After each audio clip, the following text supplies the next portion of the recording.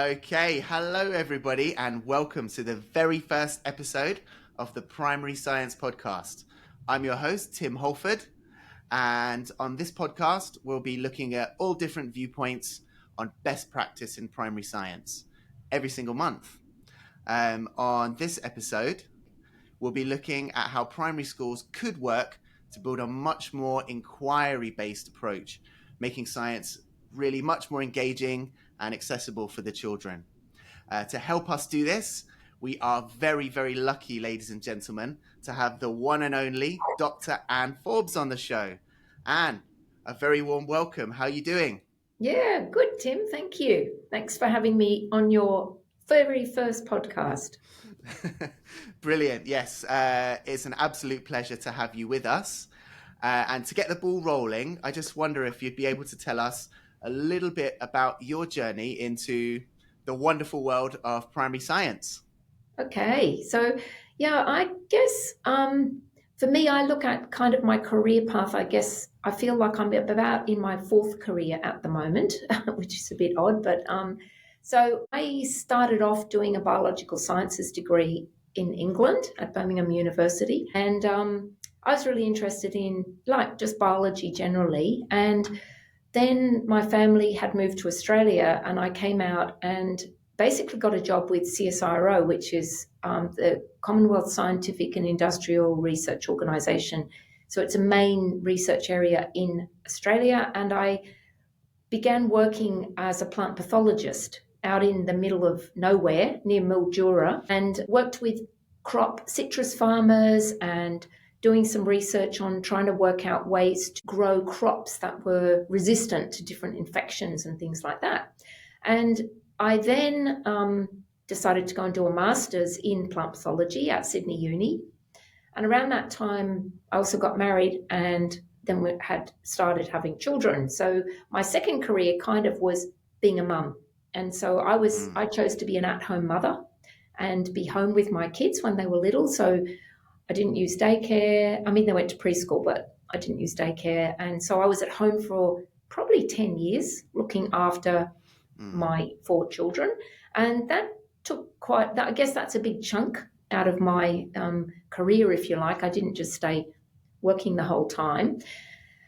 But then I thought, I know I might try. We were actually living in America at the time. And I thought, well, where my kids were going to go to school, they went going to this school, and they started going, and I went along and hung out at the school, and the people there said, you should teach. You'll be, you're a really good teacher. And my parents had always said to me, you should be a teacher. And so I didn't. I did the opposite, as you do. Yeah, and as you do. Anyway, I started doing teaching and I absolutely loved it. So I started teaching in this private school in America. We were living in Rochester in upstate New York. And their approach was very child-centered, very inquiry-based, and they still followed a curriculum, but they allowed a lot of the learning to come from the children. And I hadn't done any teacher training at that point. So I'd done no teacher training. So I just basically learned how to do stuff by hanging around other teachers. And when we eventually moved back to Australia with four children, I knew I wouldn't get employed unless I did a Bachelor of Education. So I did a Bachelor of Education and then got a job at our local primary school and convinced the principal that really it would be a really good idea if all I did was teach science to the whole school. So that's what I did. I turned an old library into a primary science space, and that became where I could teach and have, resources, and we could leave up different things that children were making or growing. We could leave them in that space. And after a while I went, I think I need something different to do. And I thought it might be good to teach. So that was my third career, the primary teaching. And then I thought I might like to train, how do I teach primary teachers how to do this? So how do I get them to sort of think and do things in this inquiry-based approach? And so I then started a position at a university, and I had to do a PhD to do that. And so I got into primary science and primary STEM education and then did a PhD in that area. So now what I do in my fourth career is I do research and teaching in primary science and STEM. That's kind of what I'm at now. So I'm now at Yes. Mm. another university. I'm at Macquarie University in Australia, in Sydney. I do that. I teach pre-service teachers how to teach science and STEM and do outreach to schools and write stuff. Well, it sounds like you've had a really varied career, but it was always a natural progression based on your passions, right? Yeah, that's right. So I think, so I haven't done a conventional pathway, which is Mm. go through, do teacher training, and then teach in a school. It's been a slightly different pathway, which Mm. maybe has been beneficial, but that's maybe why I've got a different way of looking at things. I think, I don't know, but we can talk about that anyway as we go Yeah. through. Yeah. Yeah, I mean, because you've had such a varied career, but all based around science, do you think it gives you a more unique viewpoint on perhaps where the children are going, what they need, like the tools they need? Yeah, I think because I've actually been a practicing scientist too, so I've done science research, so I kind of get that. I'm actually married to a theoretical physicist, so he's in a field of physics. My dad was a biologist, so he was a research biologist. So I've grown up around that. So I think a strong part of it is family impact, and so for me as a child Mm. growing up, I'd learn the names of things as we went on a walk and be like dad would ask questions and I'd notice. So a lot of that, I think a strong part of it is the questioning that you can do with children and the Mm. very strong role that teachers play in that, but also that Yeah. parents play, with children and their sort of the links that they can provide outside of a school setting. And I think one of the things Mm. that's really important in primary science is linking what you're doing in a classroom for the Mm. children to the outside world. So it's not isolated. It's not just something quirky that you do in school, but they can see that science, having a scientific way of viewing the world, helps them to make sense of the world outside and might be useful if, I don't know, if you're learning to do different sports or you want to grow things in particular ways or all kinds of. Once you've got that kind of attitude, you start to see how lots of things make sense outside of the classroom too. Mm. Yeah, I Mm. suppose that's something I think we can dive into later on today's Yeah. show is sort of building that science identity. I remember we were chatting Yeah. before the show, and Yes. you were talking about building this viewpoint of what science really is for the children. And yeah, I think letting them understand that it's about questioning, finding ways to answer questions, and a It certain way is. of thinking. Yes, it's not just knowing a lot of information. It's how do you think and work like a scientist? What would a scientist do to answer that question? And that's often based on things that you notice outside. So you might notice something and say, I can see there's a snail crawling along the path or something. I wonder if it can crawl up things vertically. How Mm, could I test that? Or I wonder if it would travel faster if it was wet underneath it yeah. or if it was on a different surface. And you can do tests to check that without damaging the snail, of course. Yeah, of course. Brilliant. Okay. So, just to help us get to know you a little bit better, it's now time for our quick fire five. Okay. So, I'm going to ask you five science related questions, and you'll have just 1 minute only to answer Wow. each question. Are you ready? Yep. Okay, let's go. What's question one? What is your favorite science experiment to do with your students and why? Okay, so I don't have a particular favorite one, but what I do want to do is provide experiences for children where it disrupts their thinking. So it's an event that's a discrepant event or something that's a bit of a shock. But I have a number of things that I can do with children that I like doing. And one is using a polystyrene ball as the moon and your head as the earth and a torch as the sun. And then you can try and work out how lunar phases occur, that kind of thing. Another one might be having a range of tiles of different materials that you touch and you notice that they feel warmer or colder. But are they really warmer or colder? Why do they feel different when you're touching them?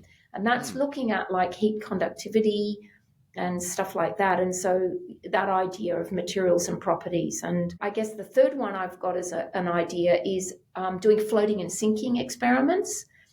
But when you give the children examples of what to test, you put in things that will be the opposite of what they think. So you might put a very small thing in, like a paper clip or a pin, and they'll go, that's a small thing, it'll float, but it doesn't, it sinks. And so long as you don't rest it on the surface tension. And then, or you might have something big, like a big log, and they'll go, oh, that's really big and heavy, and they think it'll sink, but it floats. So what it does is it disrupts their presumption of what they think is going to happen and gets them to then think why. Okay, nice one. Is that a minute? A minute, yeah, close enough. Close enough. Okay. I'll give that one to you. Okay, really nice answer. Thank you, Anne. So now for question 2. If you could meet any scientist from history throughout all of time, who would it be and why? Okay, so I thought about this and then my initial thought was Isaac Newton, and because I think he came up with some really interesting, he sort of researched and looked at a lot of different things across a number of different fields and was a pioneer, in thinking and developing ideas like that. But then I thought that actually, for me, the most important thing at the moment are the current scientists that are investigating dark energy and dark matter and trying to work out what that is, how to measure it, and what it all means for the universe and things like that. So it was only discovered in the 1990s, what dark energy and dark matter, that they're there, and they're still trying to find that out. I don't know who's actually currently researching that, but that's sort of what is really an interesting area. That's a current area that we don't know anything about. So I'd like to talk to somebody in that area and ask them, what's it all about? Okay, question 3. What is one scientific fact that always just amazes you every time you hear it? Well, a bit like I couldn't find an actual scientist. This one is, for me, I think what's amazing is that a scientific fact often can be shown to not be a scientific fact as we find out more information about something. So, we often think that a fact is something that's always true, but we might find extra information out that changes our opinion about it. And I think that's a really key part about science that's really different. So an example would be Pluto. So Pluto is a planet in our solar system. And up until, a few decades ago, it was a planet in our solar system. But then our technology is so much better than it used to be. We could see all these other things that are out in the solar system that are about the same size as Pluto. And so the actual astronomical community came together and went, well, we don't think that that's a planet anymore. We're going to change our definition of a planet. And so now Pluto isn't a planet, it's a dwarf planet. And so it changed the definition of what solar system, so I think for me, that's what I think is really interesting. So you can have something that's a fact, but what I find more interesting is that science is a way that you can actually check, is it really true all the time? And it's not always. Yeah, that's a very interesting point. And I think that's something that we can relay to the children as well, that science is dynamic almost based on what we know. It is. And what our measuring devices are able to capture data about, and our way of thinking about things changes as we, so our thinking now compared to, say, a scientist in 1700 is quite different because of the data we can capture with our different measuring devices. So so that's what I think is really interesting about so-called science facts. They can be changeable. Yeah. Thank you very much. So question 4, what is the best piece of advice that you've ever received about teaching in general? So it doesn't have to be about science, just it's usually about, for me, it's usually about science. But I think The key piece is that you need to link what you're doing to children's lives.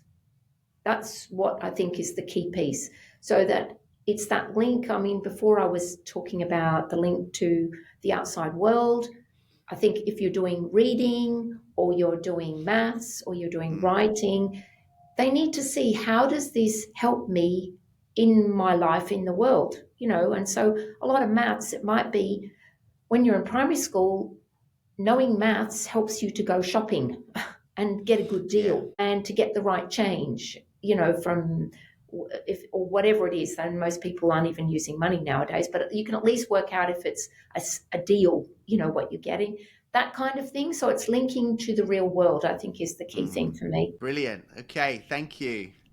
It's almost the why, right? We're teaching them. Yeah. We have to Yep. show them the why, and not just Yep. you have to learn this because I No, say so. exactly. Yeah. And if you say you're going to do tables and teaching tables and knowing number facts is important, because the way our brain works means it can only handle a few pieces of information to solve a problem, right? It can handle about 4 pieces of information. If one of those pieces is calculating table, what is 6/8, if it's actually got to work that out, it slows you down in being able to solve problems, because you've got to go back and do the 6/8 instead of just going 6/8 of 48. You just know it. So it's that cognitive load theory stuff, with I think it's good for kids to know, well, you actually do need to remember that. Yeah. So, yeah. Okay, and question 5, the last question. What do you like most about teaching? Okay, so I think what I like most is when what I do in my teaching, and that may be with children or adults, it inspires them to go on a learning trajectory of their own. So it inspires them to want to find out more and to apply those types of examples or ways of thinking in other contexts in their lives or in their own teaching if they become a teacher. Yeah, so you mean it's the impact that you have on the children, and that's... Yeah, or I think maybe just getting them to think a bit differently and to notice things differently. Yeah, yeah. So I remember once I was teaching, I think it was a year 4 class or 5 or something, and we were doing some stuff on simple machines, like levers and wheels and axles and slopes and inclined planes and friction and stuff. By the time we'd done all these different investigations and different things, one of the girls came back, I think, the next day and said, you know what? Everything's just made up of simple machines. They'd made the connection that a car is really a collection of simple machine bits, and that kind of thing. So once you understand those little pieces, you can make sense of, so that's how a car works, or a train, or a digger, or whatever. It's not, or even how and why you use tools, kitchen utensils or gardening tools, they make work a bit easier to do if you use tools that help to reduce the amount of force you need to use, that kind of thing. So they can apply that to different, again, it's applying it to things outside of the classroom, that kind of idea. Yeah. So again, I think, going back to the why. Yeah, it is. It's going back to that. So it's helping people to see, I guess, the underpinning conceptual stuff that underpins a lot of what you're looking at, because often there are underpinning concepts that go across several different areas in science, that kind of thing. So, yeah. Brilliant. And I think that leads us really nicely into today's topic, when we're thinking about that more inquiry-based approach to teaching science. And I wanted to ask you, what do you think is the biggest challenge when we're trying to do that, when we're trying to teach this inquiry-based approach in primary schools? What's that biggest challenge we face as teachers? And maybe how could schools work as a whole to overcome that challenge? Yeah. So I think the biggest challenge for inquiry-based approaches is teachers need to back off and not tell children what to do. So I think that's the hardest challenge, is they actually need to be what we call a guide on the side. So you need to be there. It's actually to teach an inquiry-based approach is quite tricky to do. What you've got to do is let the students be in the driver's seat with this so that they feel like they're making decisions and taking control of what they're doing and having so it's following their interest areas. Yeah. But you need to be ready as a teacher for just-in-time prompts or comments or questions that might guide them down pathways that will help them have a better outcome. Do you know what I mean? So Yes. I think that is, you can get to that point as a teacher, but you need to start off in a lot more of a scaffolded way so that the children learn the process of how do you do scientific investigations, but then gradually you step back and provide less scaffolding or less support for them so that they can go, well, I've now got a good testable question. So, you might be testing something. So rather than the teacher then saying, okay, now you go and get 6 cups and you fill them up with this much soil and then you put this much water in and then you put this, whatever. Rather than doing that, you go, okay, well, here's our question. The next thing you ask them is, well, what are we going to do now? So you actually, how will we make this a fair test? How can we make sure that only, one thing is changing in our investigation? How will we keep everything the same? If we're growing plants in a classroom, how do we make sure they're all getting a similar amount of light or they've all got a similar temperature? What if one of the sets of pots is near a drafty window, a breeze on it or something? How do we control for that? Because a lot of what you do with science is trying to create a good data set is your goal, okay? You're trying to get a good data set. And to get a good data set, you've got to have very accurate measurements that you take. So one of the things you need to teach children is how to accurately measure things. You need to repeat your investigations. You get duplication or replication of your results. And you need to then also think of ways to present your data, so that you can look at it and analyze the data set and go, is this believable? Is this, because your data set is the gold standard for what you're aiming for. And so you've got to get a good data set. And then to do that, you've got to make sure you've had a fair test. You've only got one thing that you're changing, that kind of thing. When I'm teaching that to our students and also to the primary students, I'm not sure how you do it with your children, but I do it by saying cows moo softly.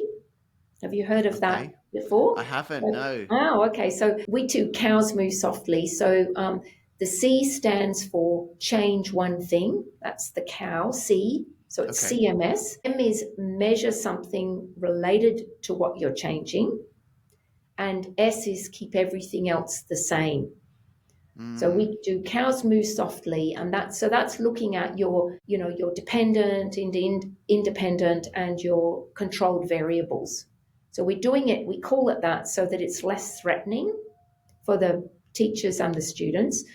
And then as they get more comfortable with that, you bring in the terminology around dependent, independent, controlled variables, that kind of thing. So it doesn't feel too spooky and high schooly. Yeah, too rigid. Yeah. It sort of sounds like it needs to be a consistent approach, because you mentioned there that, you start off scaffolding, maybe in year 1 or perhaps even earlier in early years. And then you gradually take that away. But in general, do you think that means that the school needs a consistent approach across I think all key stages? think you do. And I mean, usually if you're following local syllabus or whatever it is, usually you've got more scaffolding for the younger years, and then you gradually release that. But that's presuming that children in the younger years are getting a lot of practice, doing that. If you have a child, say, who, I don't know, moves schools or for some reason hasn't grasped what's going on and they're in year 4, they might need more scaffolding than other people. But you can Okay. differentiate, what you're doing in the classroom. You can provide different types of maybe sheets that, so sheets that could guide children. So maybe you could have a highly scaffolded worksheet, if you like, that says, here is the testable question we're going to do. And, what are we going to change, measure, and keep the same? Or it might say, draw the setup that's already been prepared for you. You know what I mean? It depends on how much support you're giving the children, because some Right. children will need a lot of support and others won't. And that's even within a classroom. So you could have variations in the type of worksheets that you provide as a scaffold. Yes. But Yeah. some children will grasp it very quickly and they're ready to go. So they could be given a similar investigation, but they could be allowed to change different variables. They just have to show you that they know what they're doing. And that's sort of the basis of a program that I ran for a very long time called My Science. So we had a program that we developed in around 2006, so 18 years ago. And the idea of it was to try and provide support to primary teachers so they could become more confident doing inquiry-based science. That was the purpose of the program, and to increase primary teachers' confidence around teaching science. And so we did it with, we provided support for the teachers, but we also had mentors with science expertise that came in to the classroom to work with small groups of primary students. And we tried it with a number of different strategies. One was we actually got practicing scientists to come in. We got parents to come in who had science backgrounds, and we trained all the mentors as well. And then, or we found a really cool one, which was to do it with a high school. So if you joined up with a high school or there's a high school nearby, you could use the year 9 and 10 students to come in and work with the primary students. And then that boosts the year 9-10's ability to explain science. And it also takes some of the pressure off the teacher in the classroom. So that's another way that you can do it, is to bring in helpers, if you like, to work in the classroom to provide that scientific background that the teacher might not have. Okay. That sounds like a really good idea, actually. Building in more independence and more confidence with this mentorship kind of system. Yeah. So one thing that comes to mind when you were giving me your answer just now was, do you think that there needs to be a curriculum change in order to support this more inquiry-based approach rather than just sort of almost rote learning vocabulary and systems? Yep. So I'm definitely in the inquiry-based camp, the inquiry approach camp, as you can tell. And I think that's really good, because you are working and thinking more like a scientist by doing that. However, there's a piece that also you could argue needs to be there, and that is having a knowledge base that's about science too. So having some knowledge about science and knowing some information about different things enables you to then also plan different types of investigations. So I think it's a combination of both. Yeah. Both extremes are not ideal. You need something in the middle. So you need a mixture.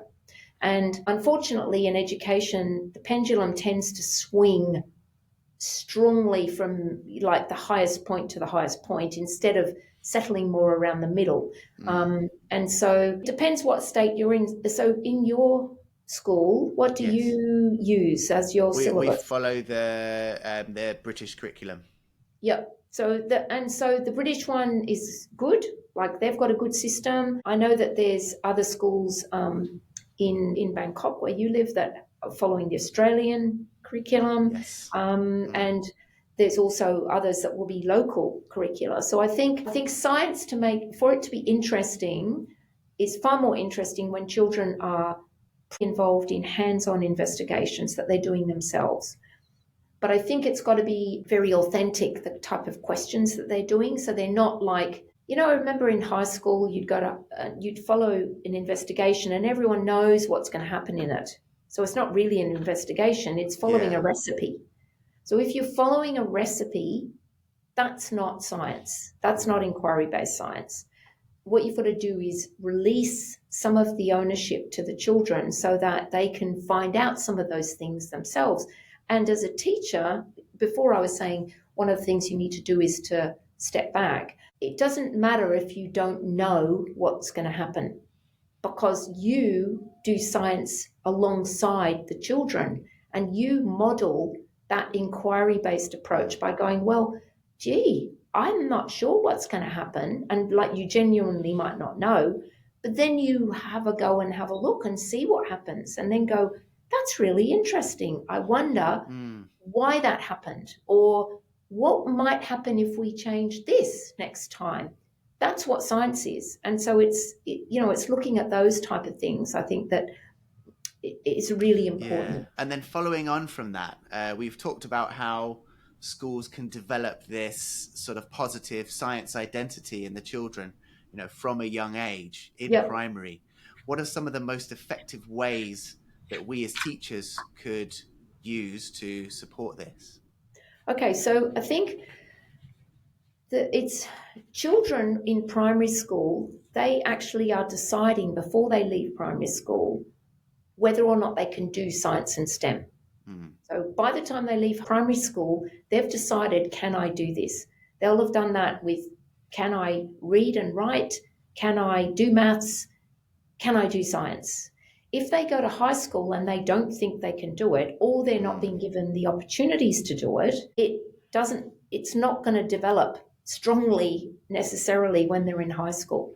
So developing this science identity means that people view themselves as, can do science, I like science, I'm good at it. And once people have that identity, then when there's problems that arise, like say something doesn't work out how you thought or whatever, children are then far more resilient and will keep trying.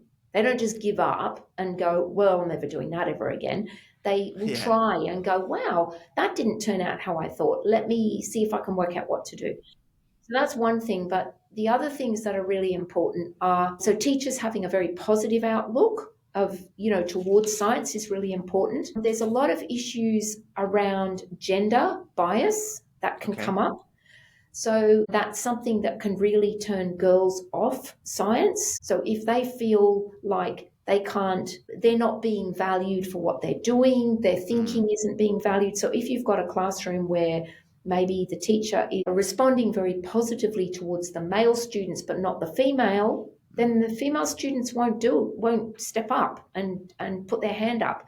So you've got to think about the mix of how you put children together in co-ed classrooms.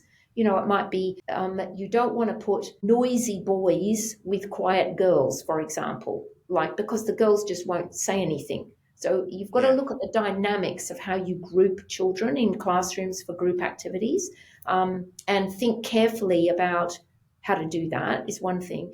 The other option is you can do things like use role badges. Okay. If you have if you've got say an investigation that you want the whole class to do. So say there's 30 children in a class, right? You could set them up in threes. So you'd have 10 groups of 3, and you'd have the equipment set up already, 10 sets of equipment. But you don't want 30 children walking around the classroom all picking stuff up. So what you do is you have one child who is, say, the manager, and they might be the one who goes to get equipment. So they would wear a badge that says, I'm the manager. Then you have another person who's the speaker, and they're the one who goes to get help if your group needs help. And then you might have a director who makes sure that everyone is going through following the steps of what they're meant to be doing and so on. So you can give these roles to students, and you can swap the roles each lesson. So everyone gets a chance at doing those different roles. Otherwise, what can happen is you can have a dominant few children who take over what's going on all the time. So if it's boys and girls, it might be the boys go, no, I'll do it. And they're the ones who launch the paper plane, and the girls are the measurers. Do you know what I mean? And so that's not okay. You need to have it so the girls launch the plane too, and the boys are the measurers. So there's got to be that mix of those roles, I think. Yeah. And then the last thing that's a missing piece, or that's really important for science identity, is the support from parents and people Okay. outside of the school. The amount of time that you're at school is very small in your lifetime. It's not a long day. A lot of what happens outside of school is a big impact on how children perceive themselves in different fields of science and STEM. And so one of the things schools can do is to invite parents in to see the STEM program and understand what's going on at school so that they can then provide support for that at home and be interested. So if you're doing stuff like whatever it may be, they will carry that work on. So a classic one is have a science fair each term where the children showcase what they're doing to different classes and teachers in the school, but also invite the parents in. And so that has a big benefit then of, having the whole school being aware of what's going on. And you can do that really effectively through having, say, maybe a theme for a term. And the whole science for might be a similar theme across the whole school.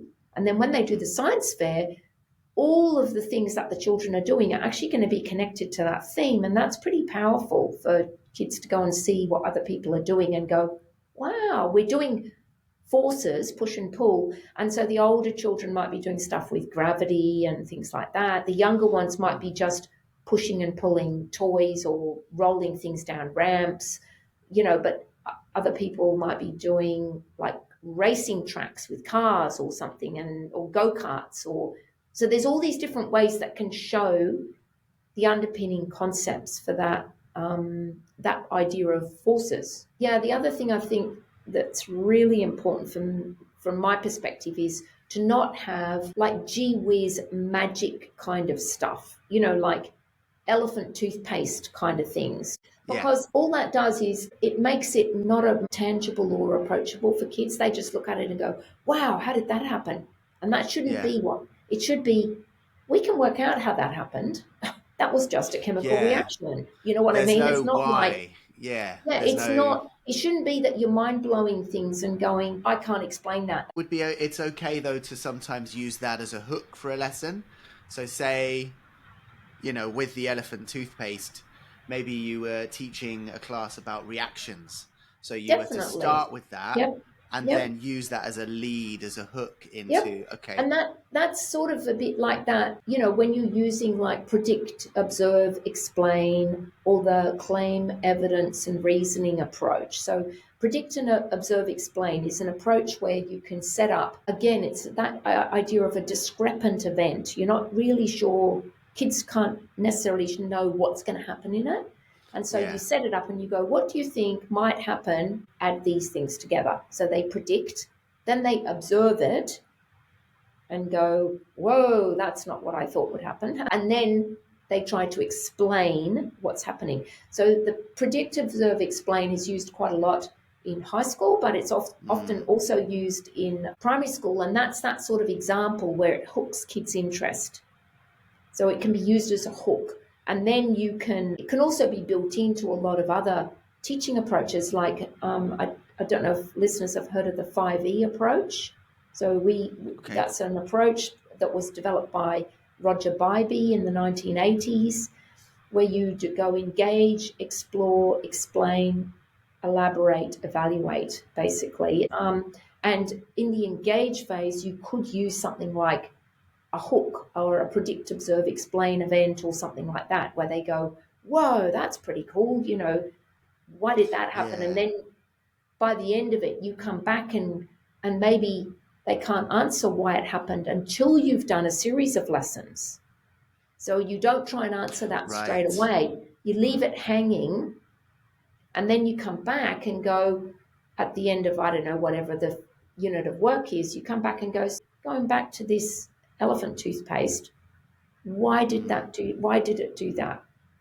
And then see if they can. So it's a little bit like, what did children think before? And then they have a number of learning experiences. And then at the end you go, now what do you think? So you're going and showing them that they can now explain it. That sounds really good. Yeah, you're sort of structuring that thought process, that inquiry approach, in a consistent way that you could roll out across the school. And I wanted Yep, to ask, you've talked about POE, so predict, observe, yep, explain, and yep, CER, and the 5 E's. yeah. Is there anywhere that teachers could go, that listeners could go right now and see some examples of some of these scaffolds and maybe You could probably just, resources? yeah, you could probably Google those, all of Okay. those separately. I also talk about them. I've got a couple of textbooks that I've written, so there's stuff in those. And so it depends what you think will work for your classroom, and also for the 5E approach is something that in Australia, the Academy of Science, which is a big sort of government institution that has developed a lot of resources for teaching. That's one of the things they've done. They've developed a suite of primary teaching resources called Primary Connections. And Okay. the 5E approach is what they use in all of those. So you could look up Primary Connections and in Australia and see there's a whole suite of things that they've got there that are good. Okay. That's just a teaching approach that you can use, and it's fairly easy to do. I think it's quite a good approach to use. You can use it as an inquiry-based. It's got kind of scaffolding at the beginning, and then you can open it up in the elaborate phase. So in the elaborate phase, you can be quite structured in the engage, explore, explain. The elaborate phase, you could do a more open-ended inquiry in there. And then the children get used to the pattern of how things, the teaching approach, and then they, can do it really easily. Yeah, it So becomes almost natural. yep, yep. So the key, I think, is you've got to be, when you're teaching, you've got to be very clear in your own mind what the target concept is that you're trying to get across to the kids. And so then probably the first thing you do is try and assess children's learning in that area to go, well, what do they already know about? So say you're doing, I don't know, how we see things. Okay, so say the thing is, how can we see things? How is it that we see things? So maybe what you do is you get everyone to draw a picture of how is it that I can see an apple on a table? Like, how do you do that? And often the drawings that the children do, so understanding and unpacking children's thinking is drawings are really good ways to do that, because children quite happy to draw things. Most children are happy to draw things. They're much less happy to write things. The Yes. other option is to get them to maybe make a cartoon. Can you make me a cartoon about that? So it's not threatening. Everyone will have a go. They'll all do that. So can you draw me a cartoon about how I can see an apple on the table or whatever, something like that. Now that provides you, the teacher, with a lot of information about their thinking and perhaps alternative conceptions that the child has about how you see things. So for example, children often think that your eyes actively do something when you're seeing things, like little torch beams coming out of your eyes or something, that kind of thing. Yeah. Whereas in fact, how you see something is because light reflects off the surface into your eye. So your eye is just a light receiver. It just receives light. It doesn't do anything. And your ears are sound receivers. They're just picking up sound. So they're detectors. So understanding how light behaves, once you've got the idea of what they already think, you then can have a series of learning experiences that you can do with the children. And then you can get them to realize how light works, and how it is that light can bounce off things, and maybe even look at how you see different colors or how reflections work and stuff. And then at the end, you ask them to draw, now how do you think that we see things?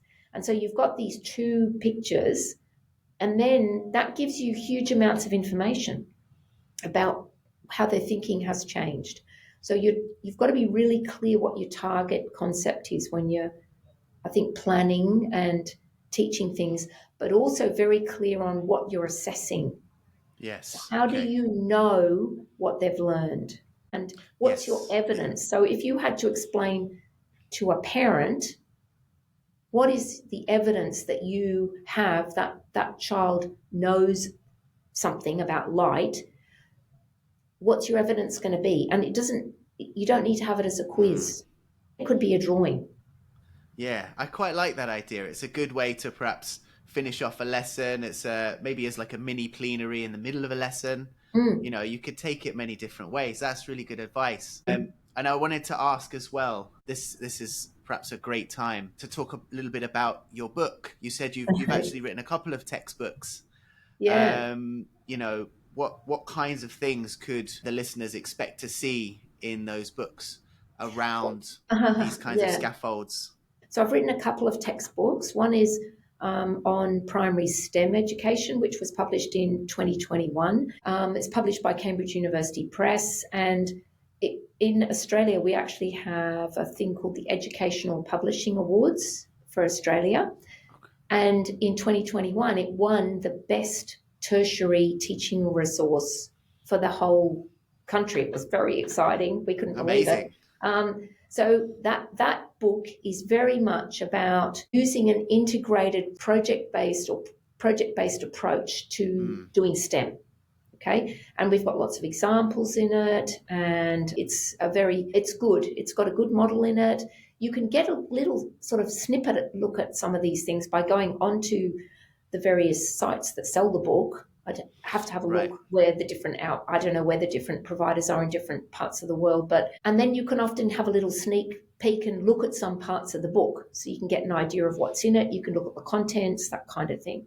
And then the primary science text is one I published last year, and that one's based a lot on the kind of my philosophy, inquiry-based approach, but also a lot of practical tips on how do you design a lesson and how do you design units of work and how do you do assessment and how does the attitude of the teacher impact and affect what you design for the children to do.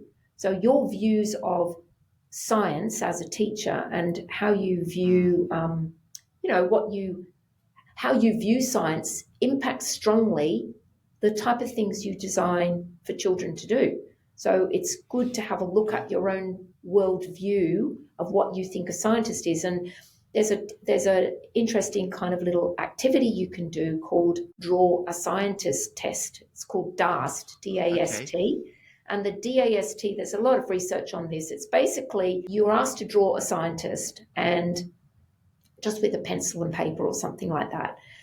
And what you do is you then analyze the picture for stereotypical views of scientists. And so if you see before you a male wearing a white lab coat, blowing things up in a laboratory, and they look a bit crazy, that means that the drawer doesn't have a very, they have quite a stereotypical view of what a scientist is.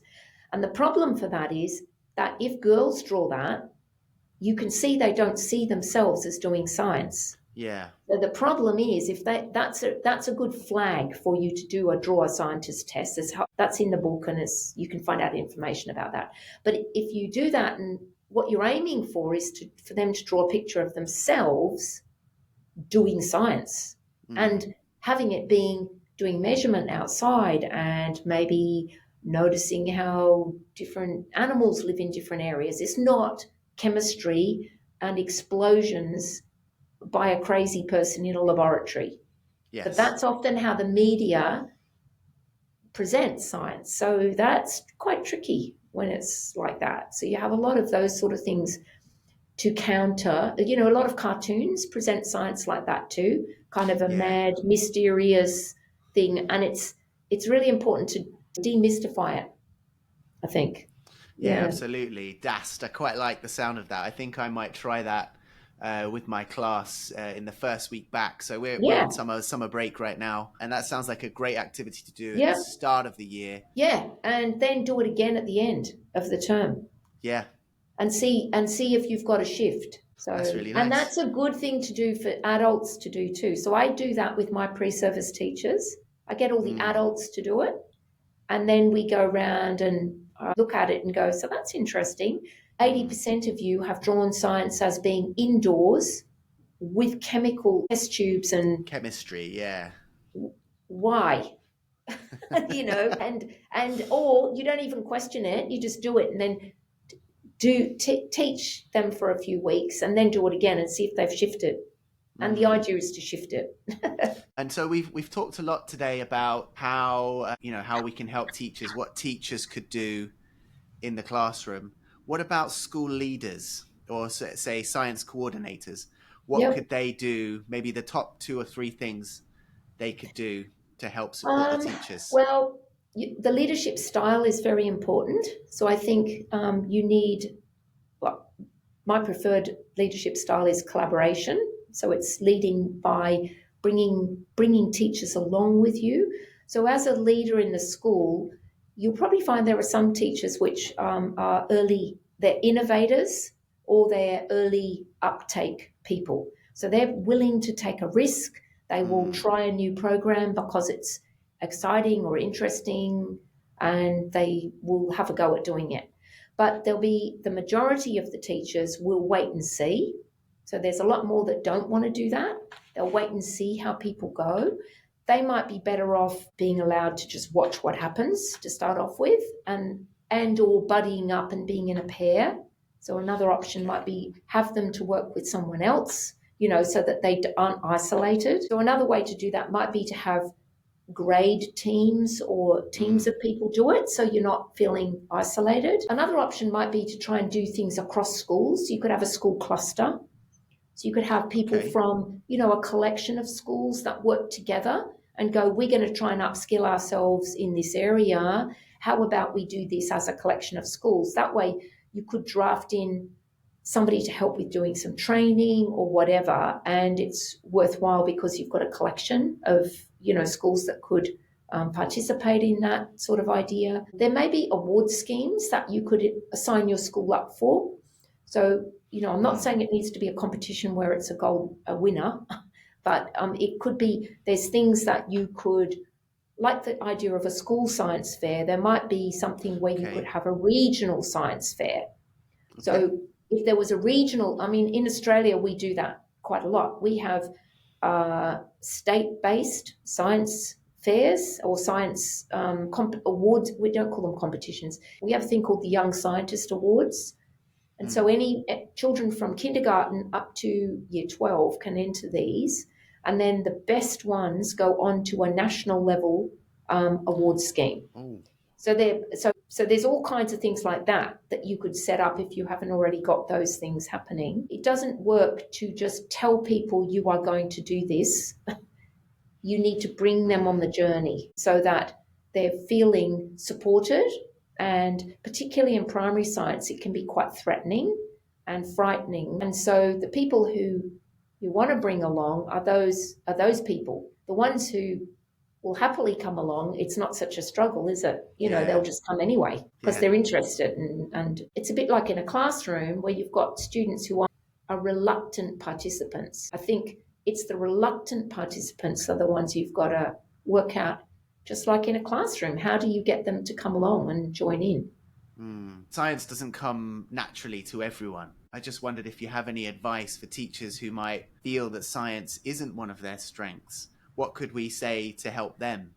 Okay, well, you don't need lots of fancy equipment. I guess you do need to know what it is you're trying to teach, but you can do science with just even a piece of paper. Say you're teaching something around forces or something, get the kids to make paper planes and then test the planes, and which plane design will travel the furthest or something like that.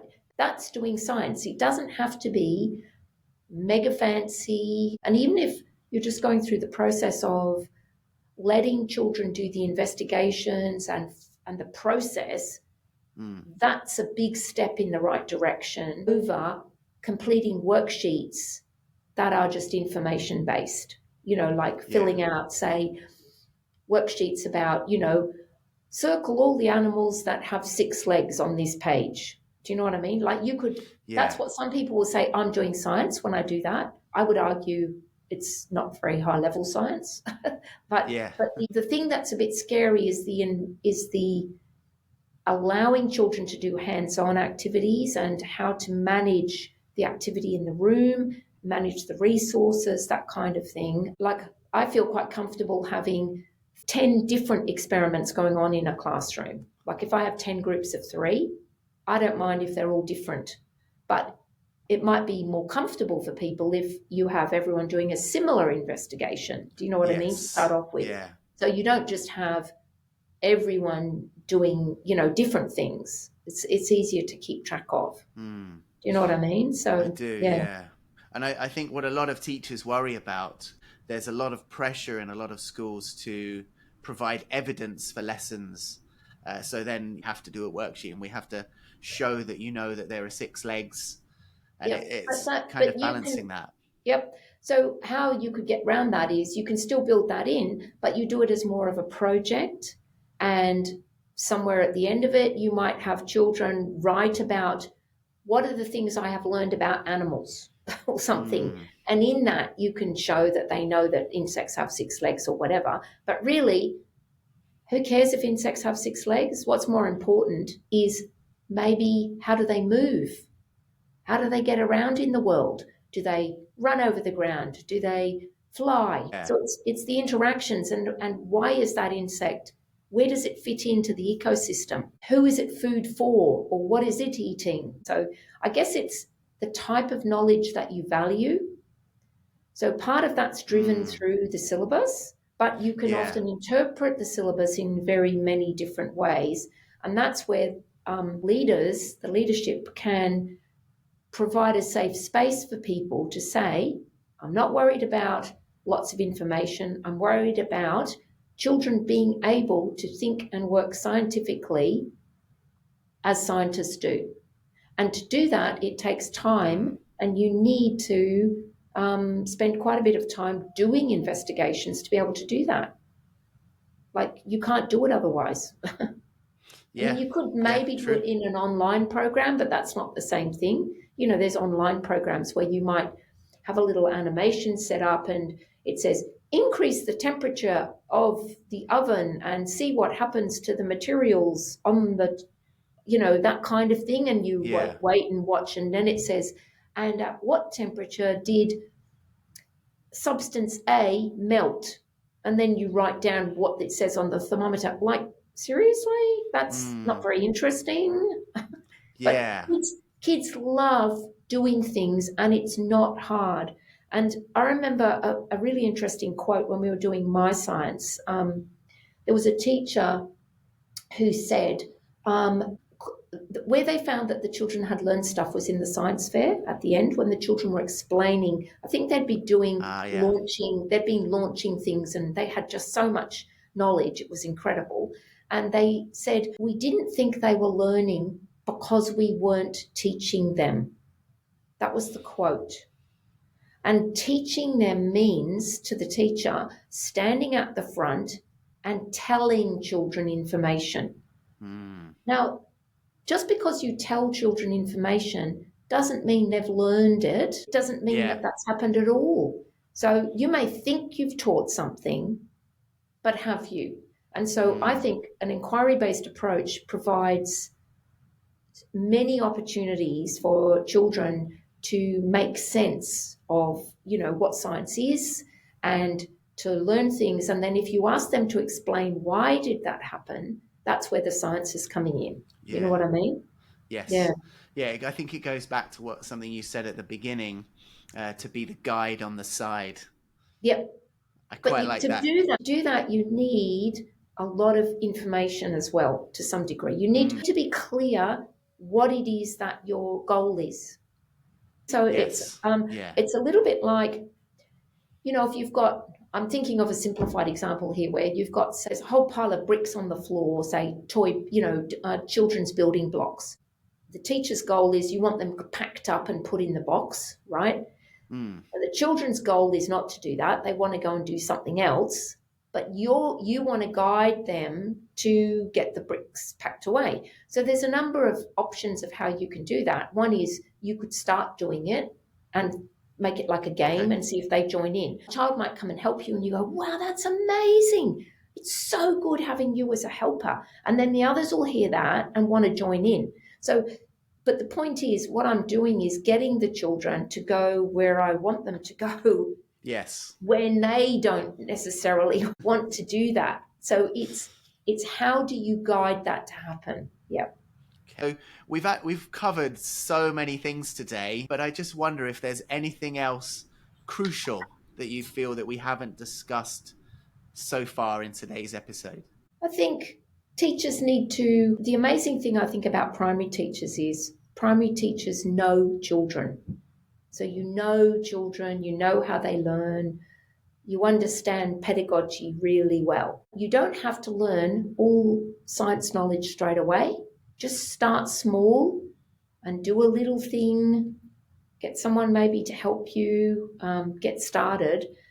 And then the next time you come along, you add to your repertoire and gain extra skills. You know, it's like when you start out as a new teacher, you don't have many resources and you're building a bank of resources. So it's that kind of thing. Don't get turned off the idea of science is hard. It's not. It's a lot of fun. And I think if you can join in and do science with the children is the best way to do it. Brilliant. Okay. Thank you so much, Dr. Anne Forbes. It has been an absolute pleasure having you on the show. Just a huge thank you for taking time out of your day and being a fantastic first guest. Thank you. Thanks, Tim. You're very, very welcome. And to all the listeners, thank you everyone for listening to the Primary Science Podcast's very first episode. I've been your host, Tim Holford, and I will be back next month with episode 2.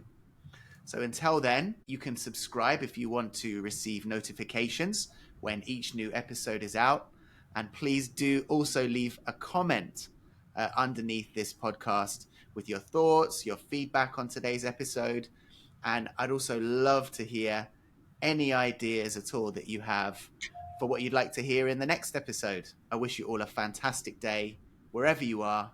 Chat soon and bye for now. Bye.